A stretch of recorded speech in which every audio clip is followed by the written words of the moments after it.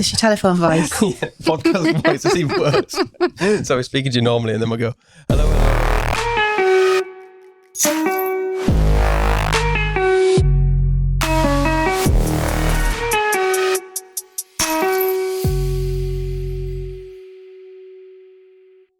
Hello, and welcome back to another episode of the podcast Chatzzz.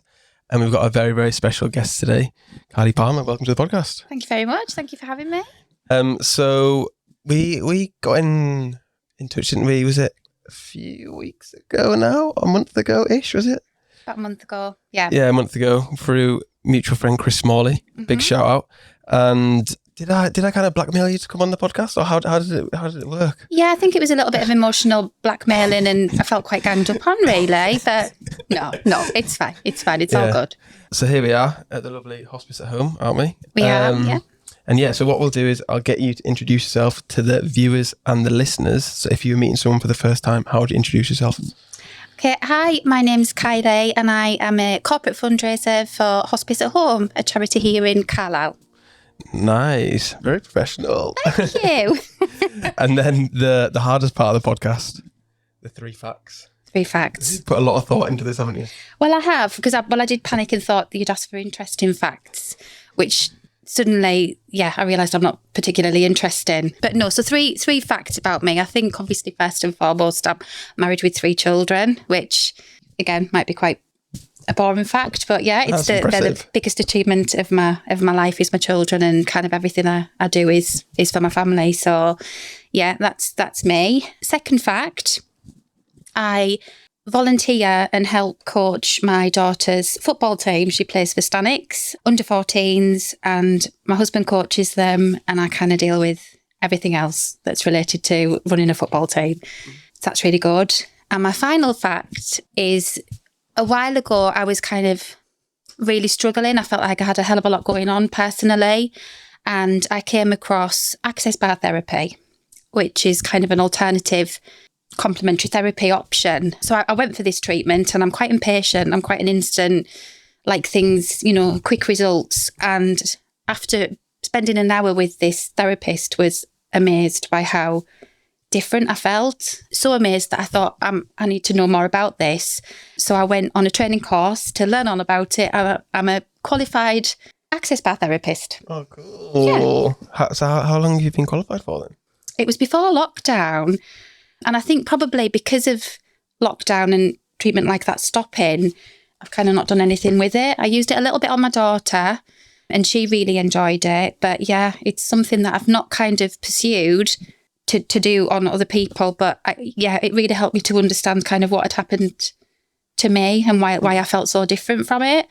Yeah. So for people that are listening and watching that don't know what that is, what exactly is that then? I mean, there's loads of stuff online, so if you really want to know from your perspective. But from my perspective, so it's pretty similar to Reiki, but it's kind of all on head. Yeah. So you've got 32 I'm gonna have a look what the word is. Sorry. Yeah, that's fine, yeah.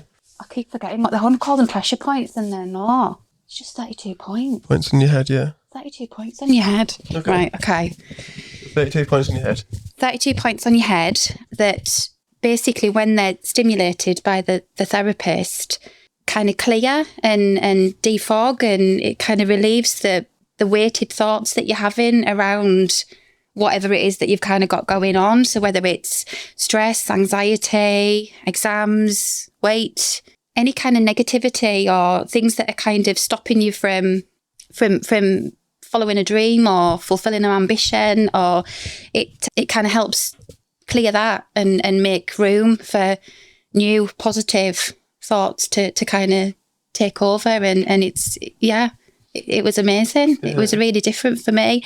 I kind of, after I'd had it done, the only way I can describe it, and everything that kind of led me to feeling so overwhelmed at that point in my life, it was kind of beyond my control. It was family were poorly. It was just a lot at once. And I think it was funny because breaking point was probably I'd missed a really close friend. I'd missed their child's birthday. Mm. And that's something I would never normally do, and we bumped into them at a party, and she was talking about a little one's birthday the week before, and, and you have this realisation of, oh my, I've forgotten, and I felt terrible, and I thought this is it's silly that that's the thing that was kind of like the straw that broke the camel's back. But I really was gutted I'd done that, and I was struggling at work. I was struggling with the kids, and it was just difficult. So a friend told me about this access bar therapy. I'd never heard of it. Did a bit of Googling, watched a video on it, all about the science and the neurological difference it can make, and was just kind of wowed. And went and had it done, and I kind of went into the room feeling quite sad and, not Were you very... sceptical as well about it, or...? No, I was hopeful, I think. Okay. I think you have to be receptive to, I was tried to be hypnotised once, and I was very sceptical about that, and it didn't happen. So I didn't want to feel like that, because I really wanted it to happen, because it, it costs money when you get these things done. And I got it done, and... It was all, my body felt like I'd had an all over body massage, when literally points on my head had been very gently touched, and my brain just kind of felt like, pressure cooker, when you lift the thing, and it felt like that. It felt like the pressure in my head had just gone, and there was room in my brain for, I must remember to get milk on the way home, or I must remember such, it was really bizarre how... That's mad, Yeah. So since you had just that one session, then after that you've been... So I've been about 4 times since. Okay. Didn't go through lockdown. I kind of try and get there maybe once a year, or ideally once every 6 months. But kind of once a year, definitely. Oh, that's very interesting. That's an interesting fact, yeah. Yeah, thank you. And then the other ones are kind of linked, aren't they? I suppose that you've got 3 kids in the family. So what's it like then being a mum then, full-time mum? Imagine that's hard. I know my mum definitely had a hard job growing up with me and my brother. Yeah. It's all I ever wanted to be was a mum. And it's quite funny, because I just, even like at secondary school, that's what I thought I would, that's what I wanted to be. I would just grow up, get married and have kids. And I took it for granted it would happen. I was very lucky it did. But I remember being in religious education and it wasn't one of my favourite lessons, sorry. No. Bit boring. And we sat this day, and I was never really very engaging, and the hands wouldn't go up very often in that particular lesson. But this one day the teacher came in and said to the class, right, you're born, you're here, you're in the world, kind of what's the one thing that's guaranteed to happen? And I thought, I know this, and I put my hand up, and he was probably like, yes, Kylie, really chuffed that I was engaging. Yeah, like, didn't know you came. And I said, you'll get married. No way. And I genuinely So how old are you then? Oh, I'll have been about 13. Like, definitely old enough to know that, that's not necessarily a guaranteed. Yeah. And as much as he kind of loved my enthusiasm, it was kind of like, no, you're all going to die. That's 13-year-olds. This is why I don't like religious education. I don't remember learning that when I was it was just, they're the only 2 guaranteed things in life. But okay, You've ticked yours off. I haven't reached the second guarantee. But I'm married with 3 kids. I've got my son's 24.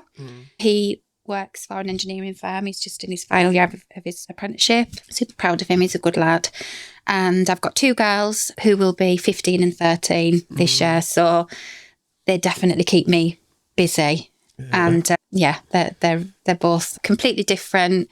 But they're fantastic. So it's very rewarding. Yeah, the hours are long and the pay's not very good, but the rewards are amazing. You remember last time we spoke, you went down to Wembley, didn't you? With the football, yeah. I did, yeah. It was an amazing experience. They didn't win, but like you say, it's experience, isn't it, of them going down? They did. So this isn't the team that me and my husband coach. The school, is it? It's the school team. So we've got 2 girls off the team we coach who are on the school team as well. And the Trinity girls, under 13, they competed 24 tournaments. I think there were 6,000 girls competed for this opportunity, and there was 16 got to go. So our girls from Trinity won the Northern Region finals, and whoever won the North was to play the school that won the Southern Region finals. So they went and then they would play each other at Wembley. So they got the full Wembley treatment, and it was quite amazing, really. It's amazing, It was really, really good. They played just before the Papa John's Trophy. Yeah. So, it was fantastic. Wembley were amazing, really looked after them. And I kind of was worried that with Maisie, that it would scare her and that she would never ever want to experience something like that again, because it was very emotional for the girls. You know, they'd played 24 games, competed in all of these tournaments. It was over such a, you know, a long period of time. And then to get there and, you know, the final two, and I mean, they were just superstars on the pitch, and the score was 2-1. It's close, isn't it? It was so close, and it was 1-1 for so long. You know, we were just, I wish I had a whistle, you know, I'd just wanted to blow it myself for the full time. But yeah, they were just amazing. But no, Maisie said she wants to get there again. So yeah, motivating. Yeah. It hasn't scared her, so that's good. Yeah, definitely. And then what's it like being a coach then? Because I know there's someone I know who coaches his kids' football team, says it's a lot more than just coaching kids football. It's like you're the caring of the players, you're managing the parents, you're managing the schedule, the referees, the pitches, everything like that. It's a full-time job in itself, isn't it? It is. Yeah, it is. What made you want to do that then? Well, was the it just person that nobody did else it wanted? before was quit. Yeah. So it was certain something, I think, just working full time and having 3 kids and, you know, everything, you know, housework and everything. It's not something when you volunteer to do something, it's a lot of hours a week that you're committing to. But yeah, the previous coach, his daughter went to play for the boys team. So our team would have essentially folded if nobody had taken it over. So at the time, I mean, they're under 14s now, but they were maybe under 10s. So yeah, my husband had kind of 8 or 9 little sorry eyes looking up at him saying, please, can you do it? Because, you know, so how can you say no? Yeah. And it was, you know, that, we'll give it a go and we'll see how we go. And then lockdown came, so everything kind of changed for a bit, really. And we were doing Zoom training and, you know, keeping the girls all in touch with each other during lockdown over that. But yeah, it's full on, it's rewarding, but it can be very frustrating. I think there is some weeks where you think, I don't know how we do this for. The kids are crying, they fell out, you know, or whatever's happened. I said, but we're very lucky. We've got a good group of parents, because we have played against teams before where you or heard stories of not nice incidents, and you know, and you think this is just Sunday league. You know, it's just kids want to play football. You know, people do kind of take it a bit too seriously sometimes. But yeah, it's very rewarding when the girls are loving it. It's fantastic. So when it's good, it's good, and when it's not, it's not.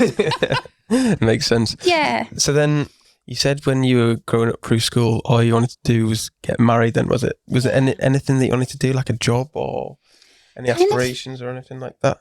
Do you know what? No, kind of at primary school, I can remember I wanted to be a lollipop lady. Okay. But the lollipop lady, well, I didn't put in for the job, and I think it's a volunteering job as well, so I don't think the pay's very good with that one. But I just really liked the lollipop lady that was at Beeley School. She was lovely, and I thought, oh, you're really nice. So I think with me, it was always I wanted to be like the person was happy, so I wanted to do what they were doing. And then at secondary, again, kind of toyed with hairdressing. I had a Saturday job as a hairdresser. Yeah. I think things were a bit easier for kind of 13-year-olds to get a job. Yeah. You know, years ago. It was easy, yeah. So I've kind of always worked, and I was a Saturday girl in hairdressers, and I quite liked that. But no, I just always wanted to be wherever I was happy. I worked in a shoe shop. Probably the last few years of school, I worked at Freeman Hardy Willis. You maybe won't remember. I don't remember.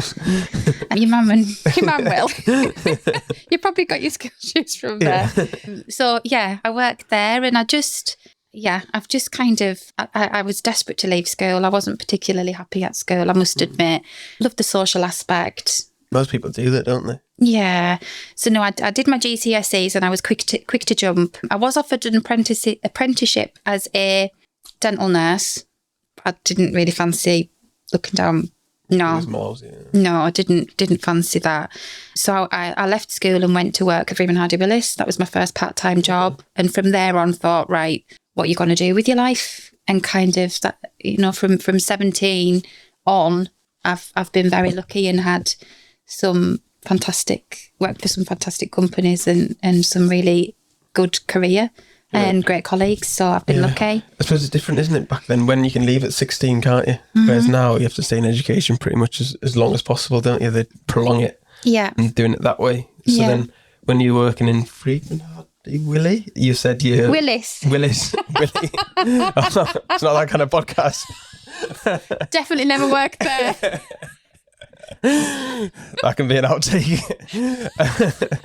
What were you thinking then? You said, oh, what to do with my life? What were you thinking at 17? Because obviously 17, I say this a lot on the podcast that people get asked, don't they, at 16 or 18, what do you want to do for the rest of your life? But how are you expected to know? How are you meant to know? You shouldn't be expected to know that, should you? No. But what was going through your head at that time? Was it just, like you say, the social aspect and going out socialising with friends and not really thinking about it? Or Yeah, I think so. And I think as well, kind of the only careers advice we got when I left school, there wasn't kind of, because they get to do like interviews and they help you with your CVs. And, there was none of that when I left school.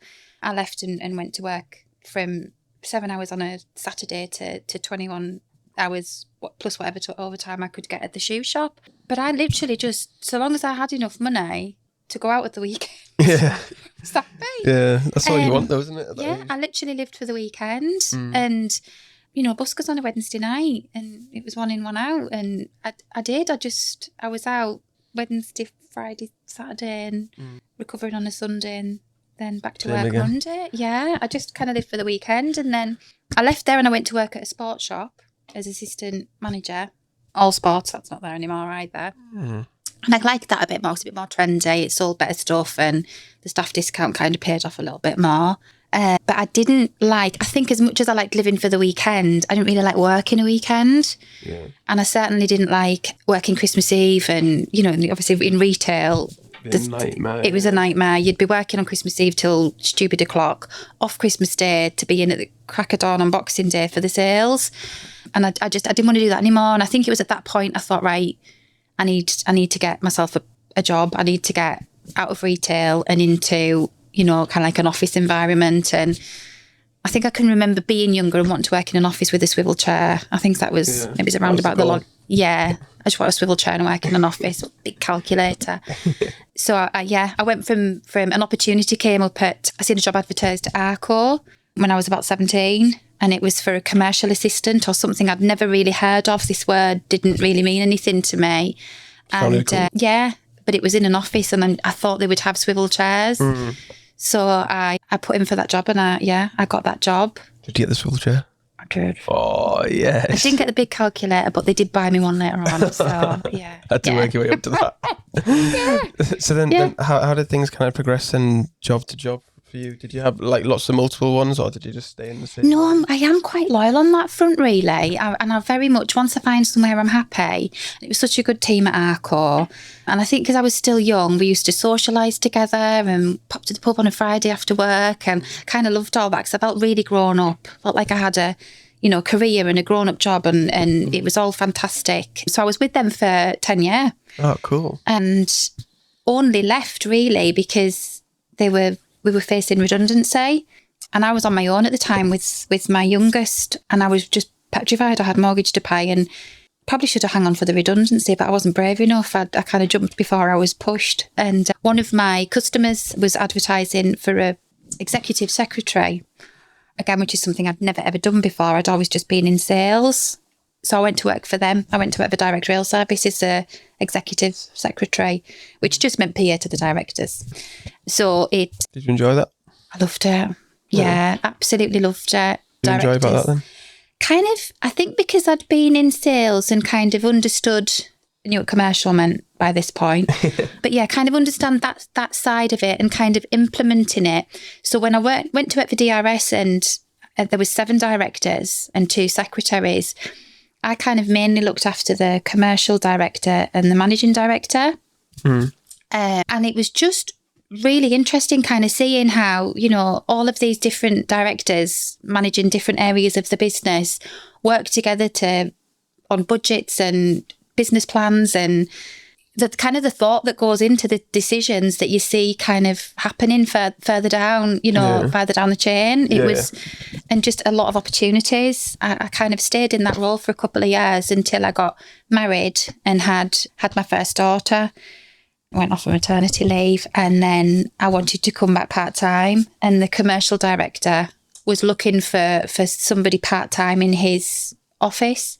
So it just all worked out. I kind of stepped away and went to work part-time in the commercial office. So it was fantastic. And from there, I kind of started off as administrator and then worked my way up.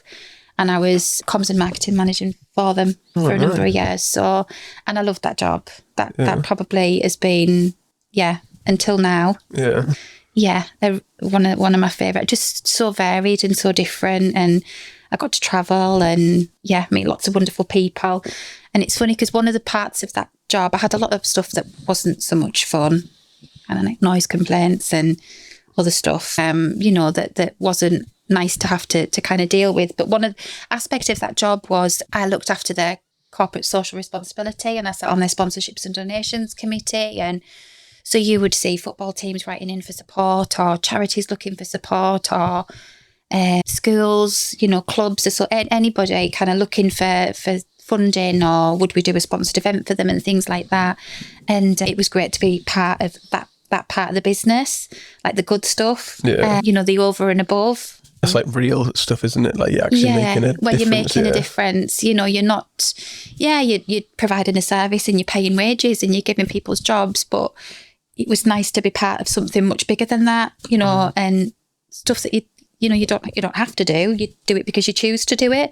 So I would go out with the big DRS check and get photographs and make sure that it went in the magazine, and the rest of the business was aware of all of this good stuff that the company did. And I would meet people from Hospice at Home or Eden Valley or Great, all of these amazing charities, and be meeting there what I do now and thinking, oh my God, what an amazing job you've got. You just go collecting money off people who really want to help you. That is like my dream job. Sure. And then kind of, didn't really give it a second thought. What did you like about that then? Because obviously... just to feel good, I think. Yeah, okay. Yeah. It's like you said, when you were growing up, you just thought, oh, she looks quite happy.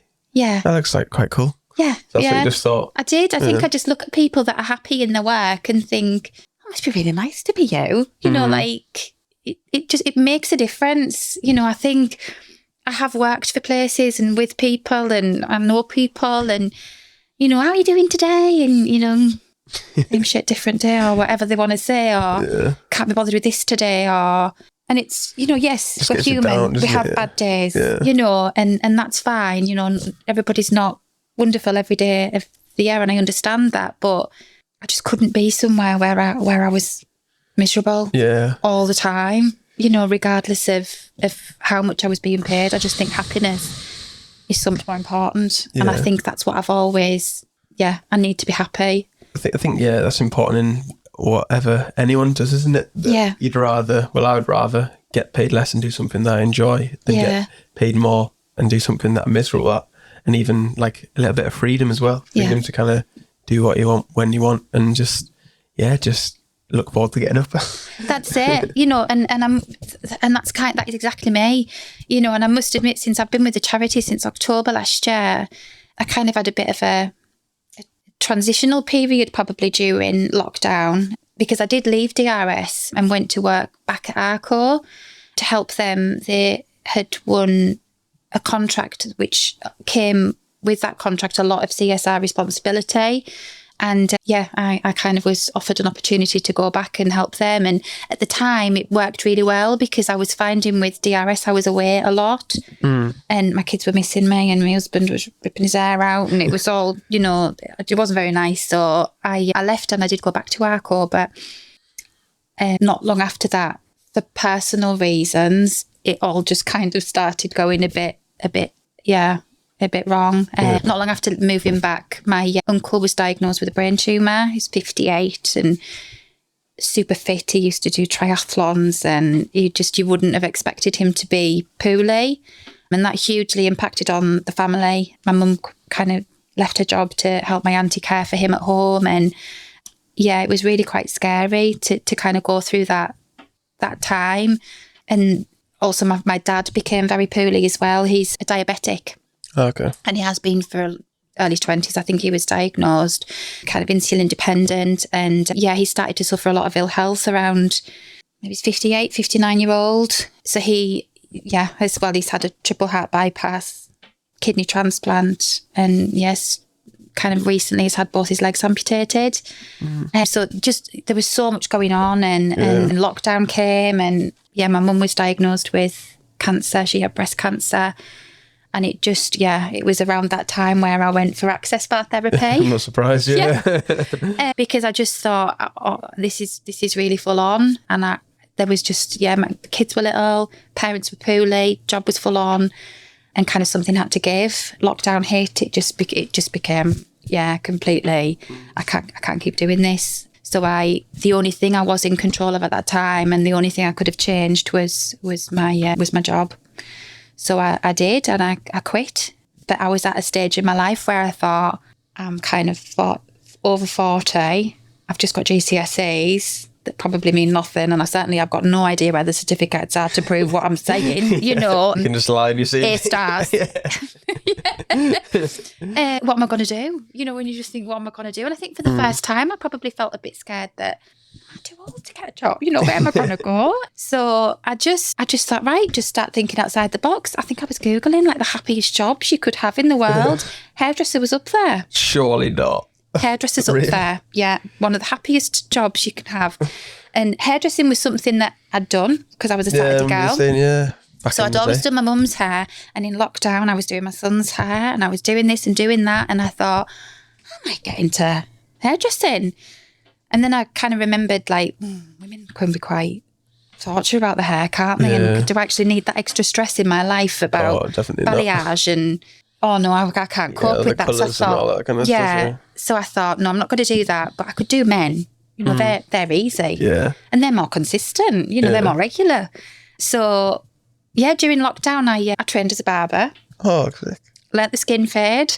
Yes, much to my son's delight, So I did train as a barber, and then I got another part-time job as clerk for the parish council where I live, which was also around the time where the online Zoom was going viral about the parish council meeting. I don't know if you can remember that. Yeah, was it the one with the cat? I can't know. It was the one where the councillors were shouting at the secretary or the clerk that she had no authority in the meeting. So I kind of kept that role under the, I maybe won't tell anybody I'm doing that just yet, and we'll just see how that goes. But it's been really interesting, and it's fine.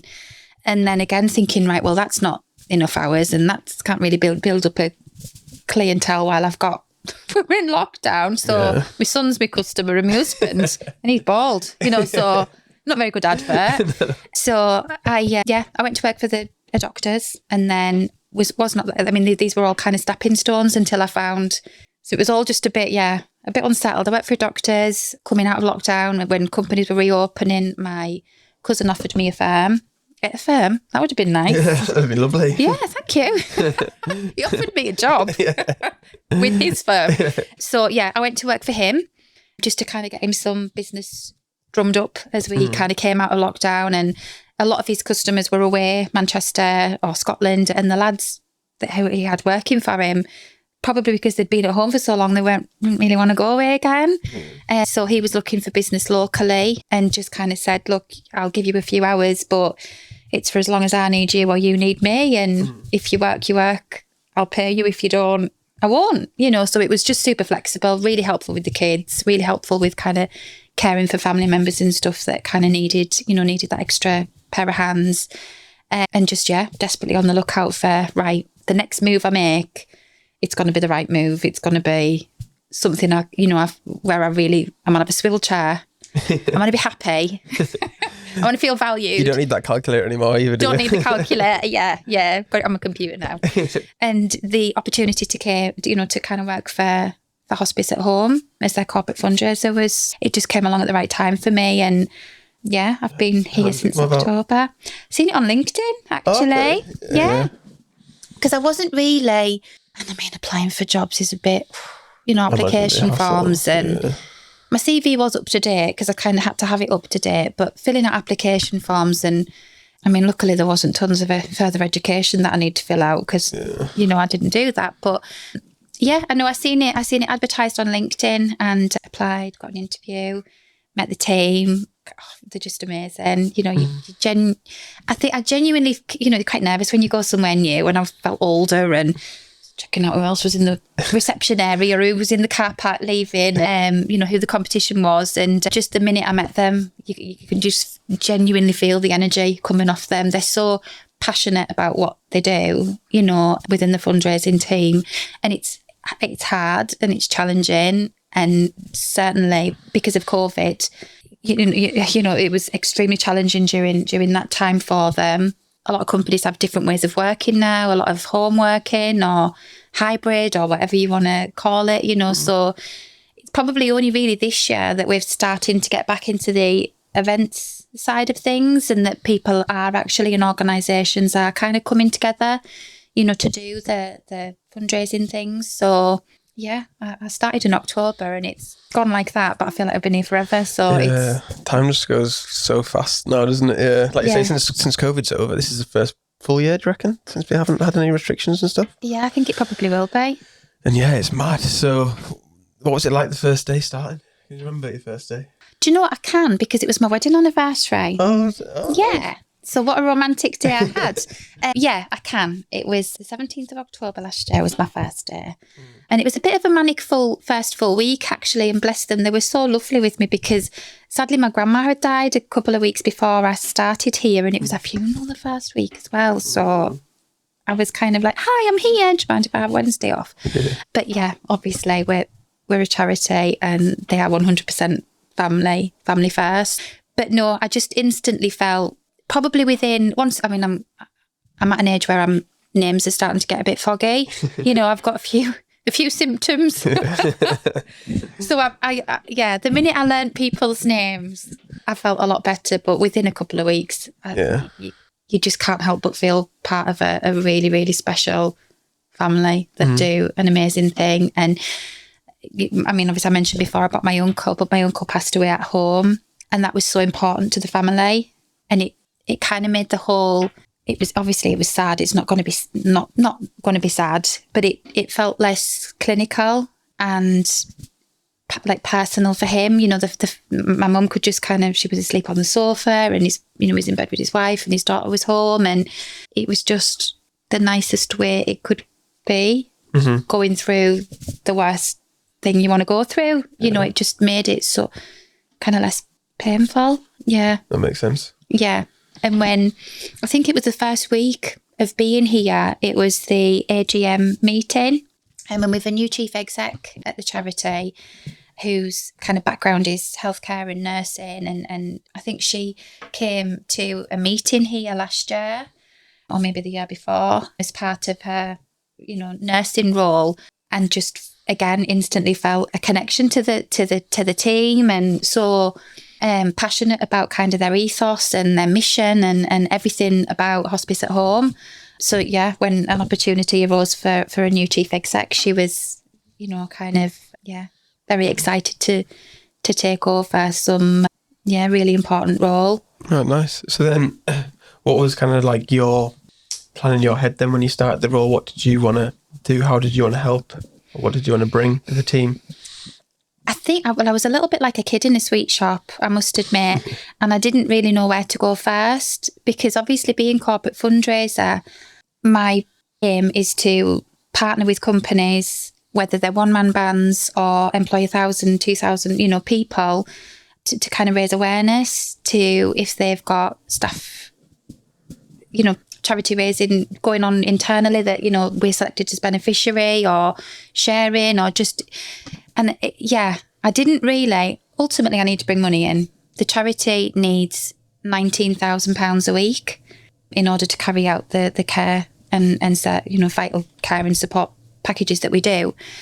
And 20% of that is funded from the NHS. So the rest of that money that kind of we need comes from the charity shops, volunteers doing events, fundraisers, business partners. Occasionally, you know, we can apply for grants, but often that's for more like a tangible product. You can often apply for grants to pay for wages, you know, and we are very honoured and proud of the fact that all of our services are provided free of charge. So there's no cost to the patient or the family. You know, we absolutely want to keep it that way. But the services do need to be paid for, you know, wages need to be paid. So that's kind of where I come in. We've got some amazing business partners that just, all of our business partners are amazing. We have got amazing business partners, and they just, they just help us reach the targets that we need to reach in order to be able to carry on doing what we do.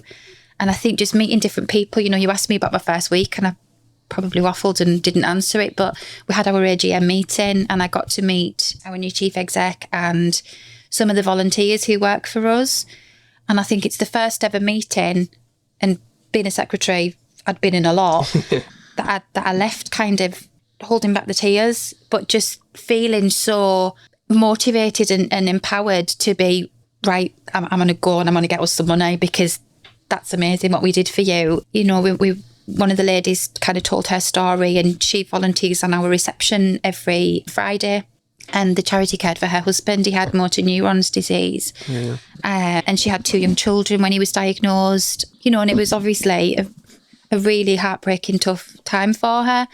And the thing she says about the support she received from Hospice at home was her husband was able to live for a lot longer. I don't mean physically, but he was able to... it wasn't focused on his diagnosis. He wasn't lying in a hospital bed. He was at home living, living his life for as long as he could, which was just so important to them, for him to get to see his kids coming home from school, doing their homework, and just still being them, being present. So kind of hearing the stories from the volunteers, knowing firsthand, from experiences we've had, just how amazing it is. You just want to protect it and make sure it carries on for as long as it can. That's interesting that you put it like that. I would never have thought of it that way. Like you say, living longer in the home rather than just being in the hospital, isn't it? And just like having to go and visit it and that kind of thing. It doesn't feel as comfortable or natural, does it? That way. Yeah, that's it. So we're very lucky and honoured to be part of helping families and patients through those times. And some of the stories that that I've got to hear from being here and speaking to nurses, or we got to take a gentleman who was very, very poorly, in a lot of pain, and his home team, the team he supports, I can't remember the name of the football team, but they won a final and they were getting to go to Wembley, and he was devastated because he knew he was poorly. He knew he wasn't going to get there. He knew, and our nurse said, well, why? Why can't you get there? And he said, well, who's going to help and who's going to this? And so, long story short, she sorted it and put herself forward, and she took him to Wembley, and made sure that she stayed up all night to ensure that his meds were fine and he was okay. And they got VIP treatment at Wembley, and all his mates came to watch him and, to watch the game. And like one of his final wishes was kind of carried out with the support of us. So it's just, truly magnificent. Amazing, yeah. It's a great story, isn't it? And like you say, probably it's like a male or a man or a boy, that's all they could dream, wasn't it? See the team play at Wembley or whatever in a final and stuff like that. Yeah. And it's great that the nurse was able to do that for him as well, wasn't it? Yeah. Like you say, her going above and beyond. Yeah. Doing that for him. Something that I imagine him and his friends will cherish forever. Yeah, definitely. And we've got kind of those stories which are just amazing, and then just even the tiny, simple little, to not the other end of the scale, but a nurse was caring for a family. I believe it was the husband was extremely poorly, and she'd visited him one day, and he was a bit more down in the dumps, and a bit upset, and she's kind of saying, what's the matter, and it was their wedding anniversary. And he was just gutted because every year he takes his wife for an ice cream on their wedding anniversary, and he knew he couldn't because, obviously he was very poorly. And she said, well, I'll take you. If you want to go, I'll take you, and that was just a truly special moment for them as well, for him to know that he'd actually managed to take his wife for this ice cream and on their wedding anniversary. It's, they're just amazing. They become part of the family, at a time when you just need support and care and the services that they provide are just amazing. Yeah, second to none, yeah. Yeah. So then what would you say has been any memorable moments for you personally then in the job, doing any events or fundraising or caring for families and that kind of thing? Yeah. So I think just for me, it's I like it when I get a new business on board, a new supporter, getting out and meeting our business partners, understanding why they kind of want to, why they help us. And we're so lucky.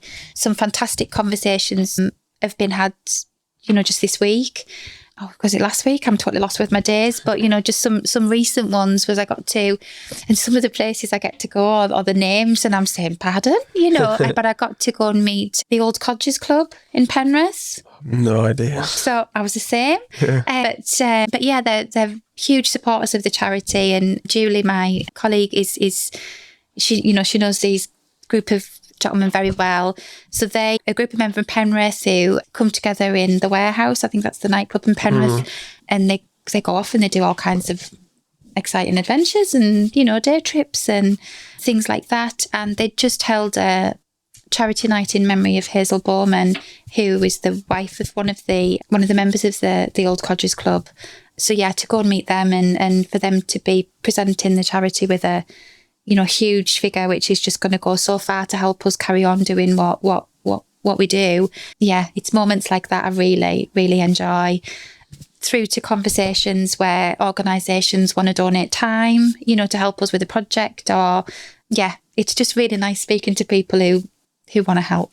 Yeah, it's such a rewarding job. Yeah, you must get to speak to such varying ends of the spectrum as well, mustn't you? Like young, old, experienced businesses, personal people, and just hearing their stories, like you say, of why they want to help. So why would people or businesses want to help and get involved, would you say?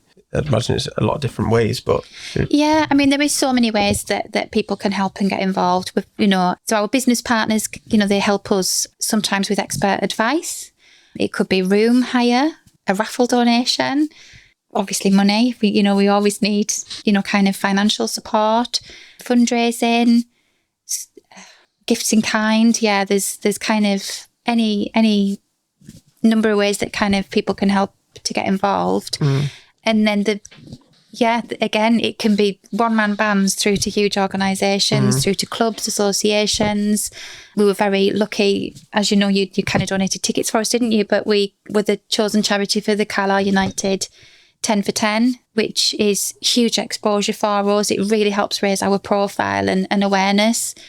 I think when I was kind of looking at the charity work and opportunities available to kind of work with the charity, I was very keen to stay with a local charity, and I think for businesses in Carlisle, it can be reassuring for them to know that in Carlisle, Penrith, and Lakeland and kind of the area that we cover, it is reassuring to know that every single penny donated is spent locally. Yeah, I think that is important for a lot of people, isn't it? Yeah, we're a local charity caring for local people, and it's every penny we receive goes back into, and our community, and that's hugely important for a lot of people as well. Yeah. So then with the services then, so how does it work then if people are wanting that care at home then?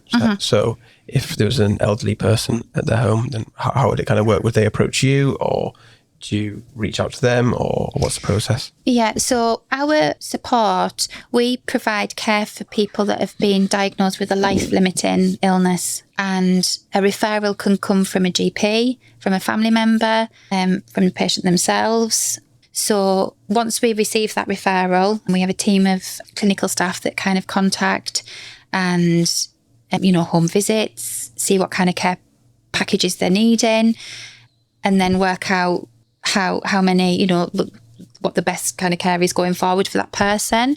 So our care packages are, range, I think when we started 25 years ago, our service area, our services have grown considerably. So we offer nursing care, respite care, which is hugely important to make sure that the care provider, the family member, the husband, the wife, son, daughter, whoever it may be that's kind of caring for a loved one, that, they're getting a full night's sleep as well. So we offer respite care.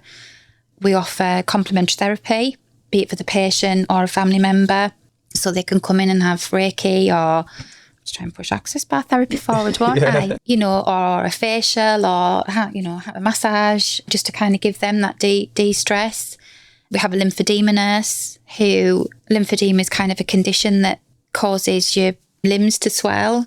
So we have a lymphedema nurse that works with people that have, kind of got that condition, and to hear kind of the life-changing differences in mobility and able to put your shoes on instead of a pair of slippers and stuff that we just take for granted, can kind of make to somebody is huge. And then we have bereavement counsellors and a befriending service as well, which can go on for years. It's the services we offer. We can work with families, for a number of years. Yeah, and I suppose, like you say, you're looking after that person who's been referred as well, but looking after the family and the close friends and stuff like that as well. I'd imagine that goes beyond what you're meant to be doing, but I imagine that's an important part, isn't it? Because they're losing their family member and that kind of thing, which is crazy to think about, isn't it, really? Yeah. So then how would you say, or what have you got planned then for the next few months then with the hospice at home, with fundraising events? And I know you've got obviously the one coming up in August, haven't you? This summer. We have, yeah. How can people get involved? Yes, yeah, definitely.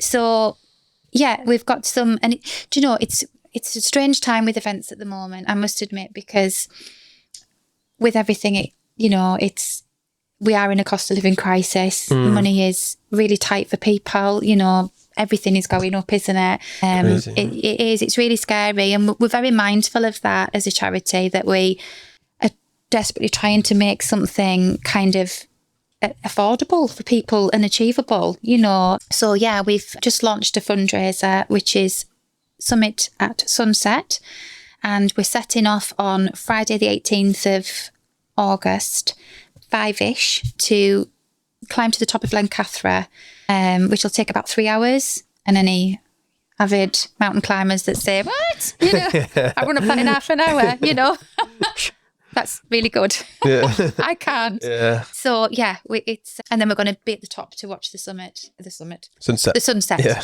To watch the sunset from the top, which will just be, I think quite a beautiful experience. And then we have mountain guides with us, which is kind of gives comfort to me, that I'm not going to come the wrong way down when it's a little bit darker. Yeah. So kind of all under the safety and security of mountain guides.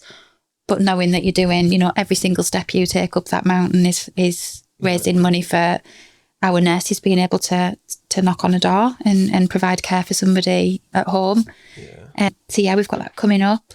We're also keen. I don't know if I'm allowed to tell you about that project. I was just about to tell you about something. I don't know if I'm allowed. No, sorry. What I would ask is, as well, backtracking slightly, but how's the job been differently for you then? Is it what you expected, or how has it been different, or has it been exactly what you thought, or has it been more? Have you had more impact on people than you think? I don't know. I don't know whether I've had more impact than I would have thought. Or has the job had more impact on you than you would have thought? I think the job's hugely impacted on me. I knew I would be passionate, but I didn't think, and I've worked for places where I've loved my job and loved the people I worked with, but I've never really, I think I text my boss the other Friday to say, I can't wait to see you on Monday, because I felt like I had so much to tell her. Yeah. And because I'd actually been off on the Thursday, Friday, but it's the kind of job that you're never really off duty, because it just becomes part of you. Yeah, it's like a lifestyle. It's like a disease.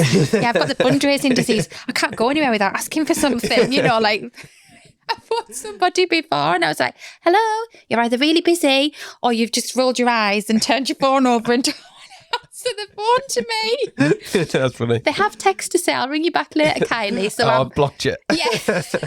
I'm hoping it was, I'm hoping that was the case. But you suddenly just want to go places and be like, who do they support? And I wonder what they do. And one conversation leads to another. And it's been really, really exciting.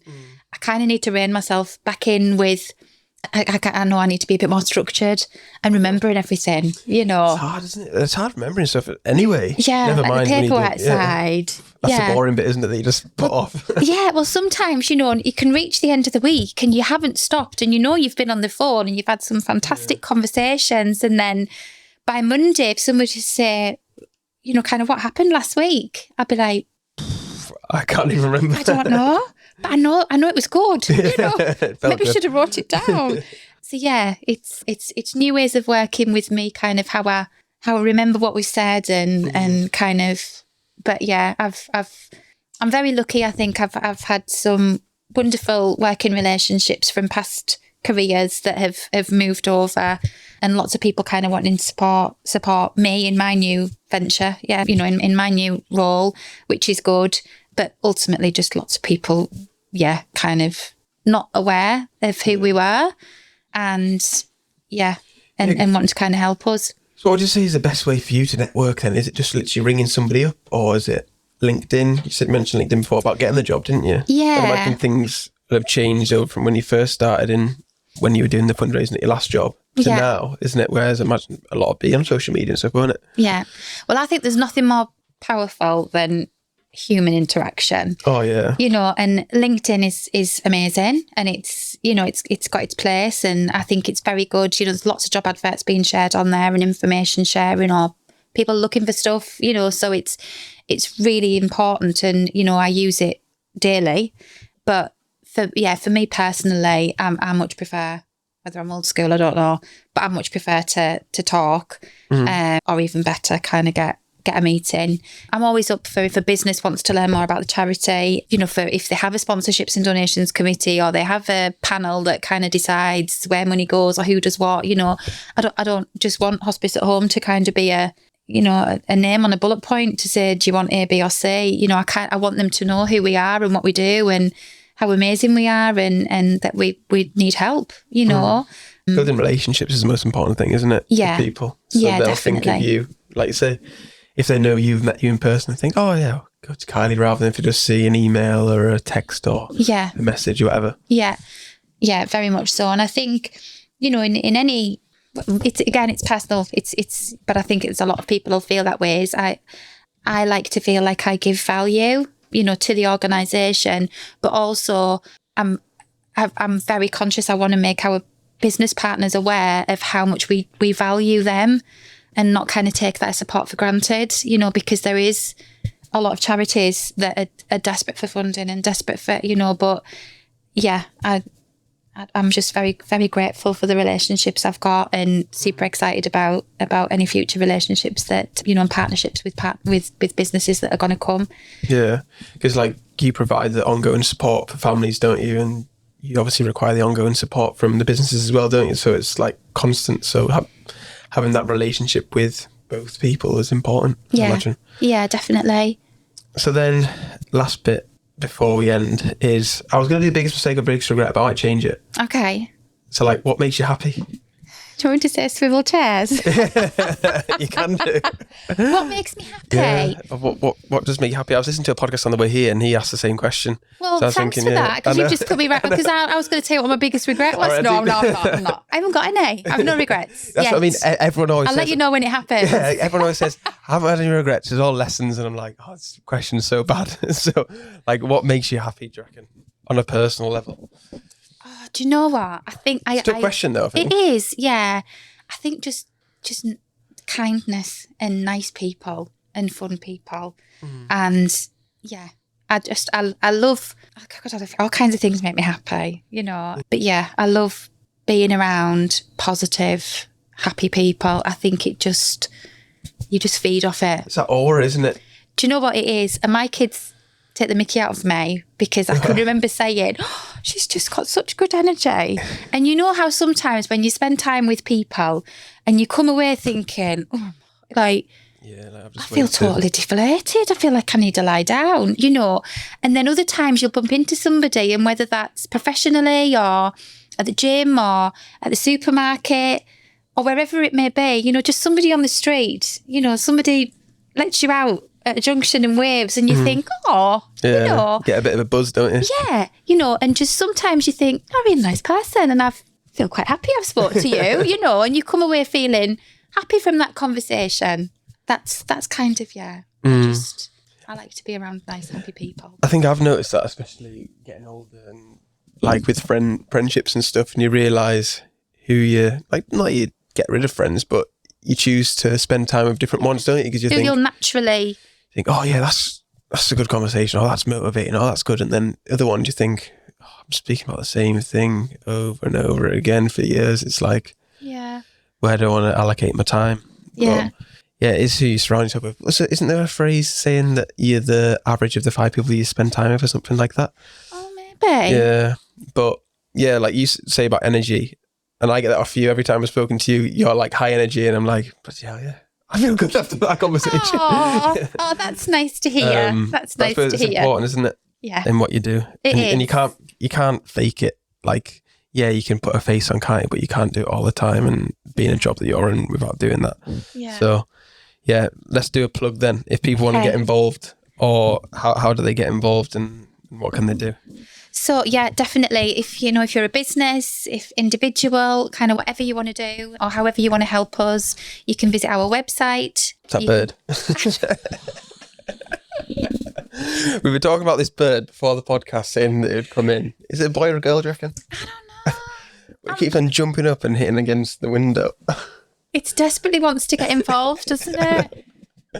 Right, go back to the plug. I know. Have a word with the bird. Yeah, come and see how. Yeah. So we have a look on the website. Give us a ring. Got an amazing team of fundraisers, always there to take your call. We've got events on our own website, or if you've got ideas of your own, really keen to hear what other people's ideas are for, if you, what do you want to do? What do people want to do? Because obviously we can sit and say, I mean, I couldn't run a marathon, but yeah, we've done firewalks. We've had people skiing 200 miles on, across country. It's with jumping out of planes. We've got Summit at Sunset. We've got so many things going on. But yeah, it'd be interesting to hear from your kind of viewers what they would like to do. Yeah. What's on their bucket list, and should we have it as an event? Well, you should, yeah. I always say this about like social media videos and stuff, that I could have a great idea, you could have a great idea, you think it's the best thing in the world, but if nobody else thinks it's a great idea, then nobody's going to do it, are they? It's going to be a boring party, isn't it? Yeah, definitely. So, but we're always keen to kind of hear what people's ideas are, and cool. Always up for it. Great. Well, everybody who's watching on YouTube, make sure to subscribe to the podcast, like the video, leave a comment, your favourite part, and any questions for Kylie. If you listen on Spotify, Apple, make sure to follow the podcast and leave a 5-star review. Bye. Thank you.